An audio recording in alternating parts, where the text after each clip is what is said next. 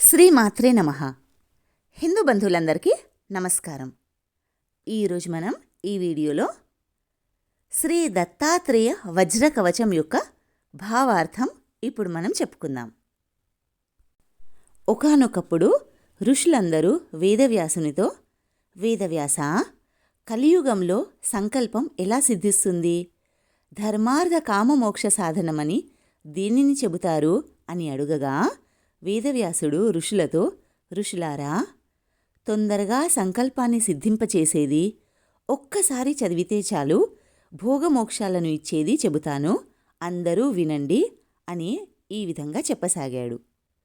హిమవత్ పర్వత గౌరీ శృంగం మీద కల్పవృక్షాలతో శోభిస్తూ మెరిసిపోతున్న దివ్య మహారత్నఖచ్చితమైన హేమమండపం నడుమ పరమేశ్వరుడు రత్నసింహాసనం మీద కూర్చున్నాడు. ఆయన ప్రసన్నుడై ఉన్నాడు. ఆయన ముఖపద్మంపై చిరునవ్వు మెరుస్తున్నది. అట్టి శంకరునితో పార్వతీదేవి, దేవదేవా, మహాదేవా, లోకశంకరా, శంకరా, సర్వమంత్రాలను, సమస్త యంత్రాలను, అనేక తంత్రాలను నీ వల్ల నేను విన్నాను. ఇప్పుడు వాటినన్నింటినీ విశేషించి మహీతలాన్ని చూడాలనుకుంటున్నాను అని అన్నది. ఇలా పార్వతీదేవి పలికిన మాటలను విని పరమేశ్వరుడు సంతోషంతో ఆమెను ప్రేమగా చేతితో నిమురుతూ ఆమెతో ఇట్లన్నాడు, నేనిప్పుడు నీతో పాటు వృషభాన్ని అధిరోహించి బయలుదేరుతున్నాను. అలా పలికి శంకరుడు పార్వతీతో సహా వృషభమును అధిరోహించి భూమండలం చూడబోయాడు. గౌరీదేవికి భూలోక వింతలు చూపిస్తూ వింధ్యాచల పర్వత ప్రాంతంలో సుదుర్గమమైన మహారణ్యమునకు చేరుకున్నాడు. ఒకచోట వారికి గొడ్డలిని చేత ధరించిన ఒక కిరాతుడు కనిపించాడు. అతడు సమిధలు మొదలగునవి తీసుకొని పోవుటకై ఆ అడవిలో తిరుగుచుండెను. అతని శరీరము వజ్రము వలె దృఢముగా ఉండెను. ఇంతలో గొప్పనైన గోళ్ళు కోరలు ఉన్న ఒక పెద్ద పులి ఆ కిరాతుణ్ణి చంపబోవుచుండెను.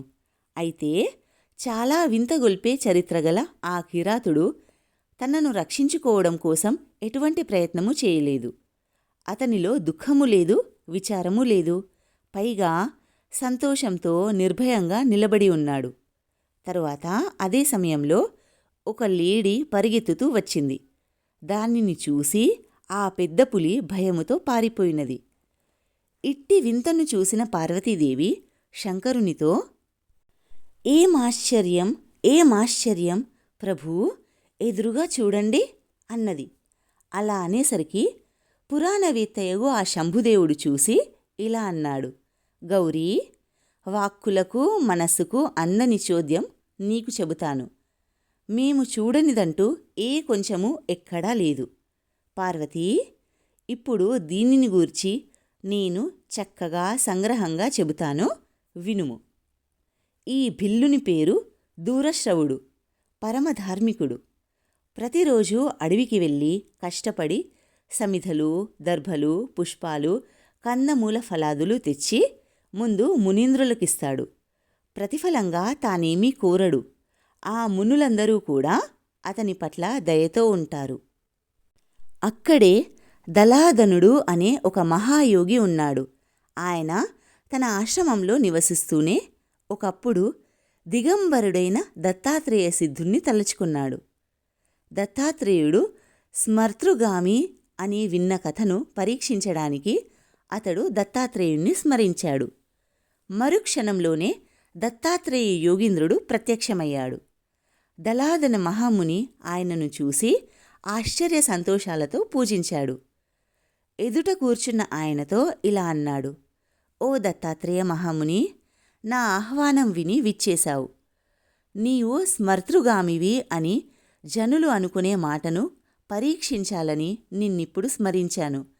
నా అపరాధం క్షమించు అని అన్నాడు. అప్పుడు దత్తాత్రేయుడు ఆ మునితో ఇలా పలికెను, నా ప్రకృతి ఇటువంటిది. భక్తి లేకుండి కాని, మంచి భక్తి ఉండి కాని, అన్యాలోచన లేకుండా నన్ను స్మరించిన వారి వద్దకు వెళ్ళి వారు కోరినవి ఇస్తాను అని చెప్పాడు. మళ్ళీ దత్తాత్రేయుడు ఆ దలాధన మునీశ్వరునితో, నీకేది ఇష్టమైతే దానిని కోరుకో, నీవు తలుచుకున్నందున వచ్చాను కదా అని అన్నాడు. అప్పుడు ఆ ముని దత్తాత్రేయునితో, ఓ మునిపుంగవా, నేను ఏమీ అడుగను. నీ మనస్సులో ఉన్నది, నాకు శ్రేయస్కరమైనది నాకు ప్రసాదించు అని అన్నాడు.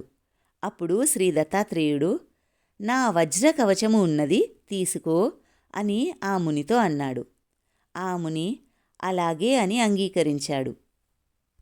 ఆ దలాదన మునికి తన వజ్ర కవచమునకు సంబంధించిన ఋషిని, ఛందస్సును ముందుగా చెప్పి న్యాసం, ధ్యానం, దాని ప్రయోజనము అంతా వివరించి చెప్పాడు. జగత్తు అనే మొక్కకు వేరు వంటివాడు సత్చిత్ ఆనందమూర్తి యోగీంద్రచంద్రుడు పరమాత్మ అయిన దత్తాత్రేయునికి నమస్కారము. ఒకప్పుడు యోగి, ఒకప్పుడు భోగి, ఒకప్పుడు నగ్నుడు అయి పిశాచంలా ఉండే దత్తాత్రేయుడు ప్రత్యక్ష హరిస్వరూపుడు, భోగమోక్ష ప్రదాయకుడు. ఆయన ప్రతిదినము వారణాసిలో స్నానం చేస్తాడు, కొల్హాపురంలో జపం చేస్తాడు, మాహురీపురంలో భిక్షతో భోజనం చేస్తాడు, సహ్యపర్వతంపై దిగంబరుడై శయనిస్తాడు. ఆయన ఆకారం ఇంద్రనీలమణిలా ఉంటుంది. ఆయన కాంతి వెన్నెలలా ఉంటుంది. ఆయన చిరుజడలు కదులుతూ వైఢూర్యంలా మెరుస్తూ ఉంటాయి. ఆయన కన్నులు తెల్లగా ఉండి మైత్రిని కలిగి ఉంటాయి. ఆయన కనుపాపలు చాలా నీలంగా ఉంటాయి. ఆయన కనుబొమ్మలు, గుండెలపై రోమాలు, గడ్డము, మీసాలు నల్లగా ఉంటాయి. ఆయన ముఖం చంద్రునిలా ఉంటుంది. ఆయన నవ్వు పొగమంచును తిరస్కరించేంతటి చల్లగా ఉంటుంది. సొగసైన కంఠం శంఖాన్ని మించిపోయింది. ఆయన భుజాలు పుష్టిగా ఉంటాయి. పొడవైన బాహువులుంటాయి. ఆయన చేతులు చిగుళ్లను మించి కోమలంగా ఉంటాయి. ఆయన వక్షస్థలం విశాలంగా బలిసి ఉంటుంది. చేతులు ఎర్రగా, ఉదరం పల్చగా ఉంటాయి. ఆయన విశాలమైన పిరుదులతో అందంగా ఉంటాడు.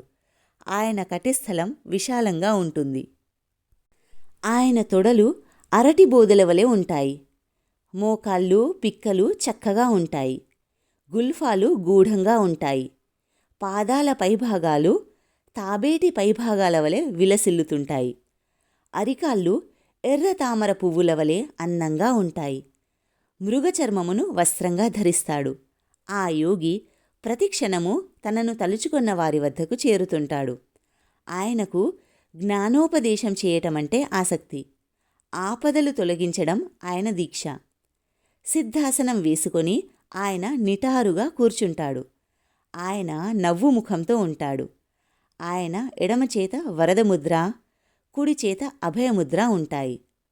ఒక్కొక్కప్పుడు ఆయన బాలురు, ఉన్మత్తులు, పిశాచులు మొదలగు వారితో కూడి కనబడుతూ ఉంటాడు. ఆయన త్యాగి, భోగి, మహాయోగి, నిత్యానందుడు, నిరంజనుడు, సర్వరూపి, సర్వదాత, సర్వగామి, సర్వకామదుడు. ఆయన తన సర్వావయాలకు భస్మం పూసుకుంటాడు. సర్వ మహాపాతకాలను నాశనం చేస్తాడు. ఆ జీవన్ముక్తుడు భోగాలను, మోక్షాన్ని ప్రసాదిస్తాడు. ఇందులో సంశయం లేదు. ఇలా ధ్యానించి వేరే తలంపు లేకుండా నా వజ్రకవచం పఠించాలి. సర్వత్రా నన్నే దర్శిస్తూ నాతో సంచరించాలి.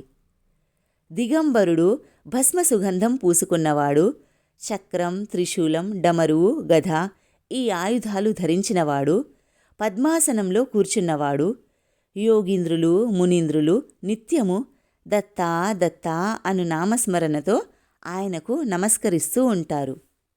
దత్తాత్రేయుడు సహస్రార కమలంలో ఉండి శిరస్సును రక్షించుగాక. అనసూయేయుడు చంద్రమండలం మధ్యభాగంలో ఉండి ఫాలాన్ని కాపాడుగాక. మనోమయుడు హం క్షం అనే ద్విదల పద్మభవుడై గడ్డాన్ని రక్షించుగాక. జ్యోతిరూపుడు నా 2 కన్నులను రక్షించుగాక. శబ్దస్వరూపుడు నా 2 చెవులను కాపాడుగాక.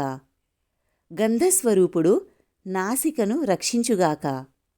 రసస్వరూపుడు నా ముఖాన్ని కాపాడుగాక. వేదస్వరూపుడు నా నాలుకను కాపాడుగాక. ధర్మస్వరూపుడు నా దంతాలను 2 పెదవులను కాపాడుగాక. అత్రిభవుడు నా 2 చెక్కిళ్లను రక్షించుగాక. ఆ తత్వవేత్త నా ముఖాన్ని అంతటినీ కాపాడుగాక. సర్వస్వరూపుడు నా ఆత్మస్వరూపుడు షోడశార కమలంలో ఉండి నా కంఠాన్ని రక్షించుగాక. చంద్రానుజుడు నా భుజశిరస్సులను రక్షించుగాక. కృతాదిభవుడు నా భుజాలను రెండింటినీ కాపాడుగాక. శత్రుజిత్తు కొంకులు రెంటినీ రక్షించుగాక. హరి వక్షస్థలాన్ని కాపాడుగాక. కకారం మొదలు ఠకారం వరకు కల ద్వాదశార కమలంలో ఉన్న వాయుస్వరూపుడు యోగీశ్వరుడు హృదయంలో ఉండి హృదయాన్ని రక్షించుగాక. పార్శ్వస్థితుడనబడిన హరి పార్శ్వాలలో ఉంటూ పార్శ్వాలను, హఠయోగాది యోగజ్ఞుడు కృపానిధి కుక్షిని రక్షించుగాక. నాభిస్థలంలోని డకారాది ఫకారాంతం కల దశార కమలంలో ఉండే అగ్నిస్వరూపుడు నాభిని కాపాడుగాక. వహ్నితత్వమయుడైన యోగి మణిపూరకాన్ని రక్షించుగాక. కటిలో ఉన్న బ్రహ్మాండ వాసుదేవ స్వరూపుడు నా కటిని కాపాడుగాక. వకారాది లకారాంతమైన షట్పత్ర కమలాన్ని వికసింపచేసే జలతత్వమయుడైన యోగి నా స్వాధిష్టాన చక్రాన్ని రక్షించుగాక. సిద్ధాసనంలో కూర్చున్న సిద్ధేశ్వరుడు నా 2 ఊరువులను కాపాడుగాక. వకారాది సకారాంతమైన 4 రేకుల కమలాన్ని వికసింపచేసే మహీరూపుడైన వీర్యనిగ్రహశాలి మోకాళ్లపై హస్తపద్మాలు పెట్టుకున్నవాడు నా మూలాధార చక్రాన్ని అన్ని వైపుల నుండి పృష్ఠాన్ని రక్షించుగాక. అవధూతేంద్రుడు నా 2 పిక్కలను కాపాడుగాక. తీర్థపావనుడు నా 2 పాదాలను రక్షించుగాక. సర్వాత్ముడు నా సర్వాంగాలను కాపాడుగాక. కేశవుడు నా రోమాలను రక్షించుగాక. చర్మాంబరుడు నా చర్మాన్ని కాపాడుగాక. భక్తిప్రియుడు నా రక్తాన్ని రక్షించుగాక. మాంసకరుడు నా మాంసాన్ని కాపాడుగాక. మజ్జాస్వరూపుడు నా మజ్జను రక్షించుగాక. స్థిరధి నా అస్థులను కాపాడుగాక. వేద నా మేధను పాలించుగాక. సుఖకరుడు నా శుక్రాన్ని రక్షించుగాక. దృఢాకృతి నా చిత్తాన్ని కాపాడుగాక. ఋషికేశాత్మకుడు నా మనస్సును బుద్ధిని అహంకారాన్ని పాలించుగాక. ఈశుడు నా కర్మేంద్రియాలను రక్షించుగాక. అజుడు నా జ్ఞానేంద్రియాలను కాపాడుగాక. బంధూత్తముడు నా బంధువులను పాలించుగాక. శత్రుజిత్తు నన్ను శత్రువుల నుండి రక్షించుగాక. శంకరుడు నా ఇల్లు, తోట, ధనము, పొలము, పుత్రులు మొదలగు వానిని రక్షించుగాక. ప్రకృతి విధుడు నా భార్యను కాపాడుగాక. శార్గభృత్తు నా పశువులు మొదలగు వానిని పాలించుగాక. ప్రధానగ్నుడు నా ప్రాణాలను రక్షించుగాక. భాస్కరుడు నా భక్ష్యాదులను కాపాడుగాక. చంద్రాత్మకుడు నా సుఖాన్ని పాలించుగాక. పురాంతకుడు నన్ను దుఃఖము నుండి రక్షించుగాక. పశుపతి పశువులను కాపాడుగాక. భూతేశ్వరుడు నా ఐశ్వర్యాన్ని పాలించుగాక. విషహరుడు తూర్పు వైపున కాపాడాలి. యజ్ఞస్వరూపుడు ఆగ్నేయపు మూలను రక్షించాలి. ధర్మాత్మకుడు దక్షిణపు దిక్కును పాలించాలి. సర్వవైరిహృత్తు నైరుతి మూలను రక్షించాలి. వరాహుడు పడమటి దిశను కాపాడాలి. ప్రాణదుడు వాయవ్యపు మూలను పాలించాలి. ధనదుడు ఉత్తరపు దిక్కును కాపాడాలి. మహాగురుడు ఈశాన్యపు మూలను కాపాడాలి. మహాసిద్ధుడు ఊర్ధ్వ దిక్కును రక్షించాలి. జటాధరుడు అధోదిశను పాలించాలి. ఆదిమునీశ్వరుడు ఏ దిశ రక్ష లేకుండా ఉంటే ఆ దిక్కును కాపాడాలి. ఈ నా వజ్రకవచాన్ని ఎవరు చదివినా విన్నా వాడు వజ్రకాయుడు చిరంజీవి కాగలడు అని స్వయంగా దత్తాత్రేయుడనగు నేనే చెప్పాను. అతడు త్యాగి, భోగి, మహాయోగి, సుఖదుఃఖరహితుడు, సర్వత్ర సిద్ధ సంకల్పుడు, జీవన్ముక్తుడు అయి వర్తమానంలో ఉంటాడు అని చెప్పి దిగంబర దత్తాత్రేయ యోగి అంతర్ధానం చెందాడు. ఆ దలాధనుడు కూడా అది జపించి జీవన్ముక్తుడై ఉంటున్నాడు. దూరశ్రవుడు అనే భిల్లుడు అప్పుడు దీనిని విన్నాడు.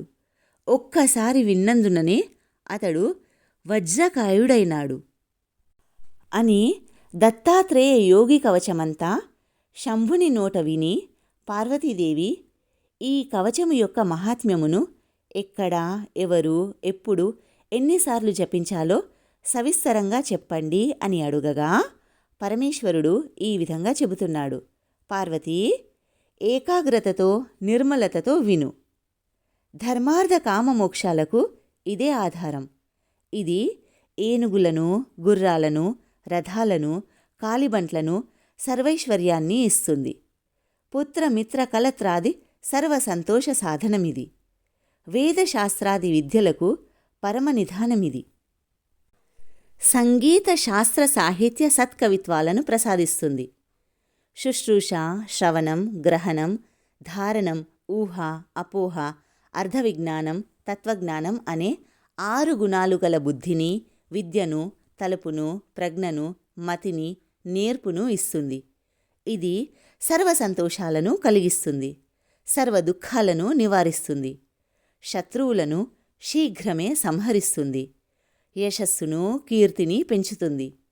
దీనిని 1000 సార్లు జపించినందువలన 8 మహారోగాలు, 13 సన్నిపాతాలు, 96 కంటి జబ్బులు, 20 మేహరోగాలు, 18 కుష్ఠురోగాలు, 8 విధాలైన గుల్మాలు, 80 వాతరోగాలు, 40 పైత్యరోగాలు, 20 శ్లేష్మరోగాలు, క్షయ, చాతుర్ధికం మొదలైనవి, మంత్రయంత్ర కుత్సిత యోగాదులు, కల్పతంత్రాదుల వల్ల కలిగించినవి, బ్రహ్మరాక్షసులు, భేతాళులు, కూష్మాండాది గ్రహాలు, వీటి వల్ల కలిగినవి, సాంగత్యం వల్ల కలిగినవి, ఆయా దేశకాలాలలో ఉన్నవి, తాపత్రయం వల్ల కలిగినవి, నవగ్రహాల వల్ల ఏర్పడినవి, మహాపాతకాల వల్ల కలిగినవి అన్ని రోగాలు పూర్తిగా నశిస్తాయి.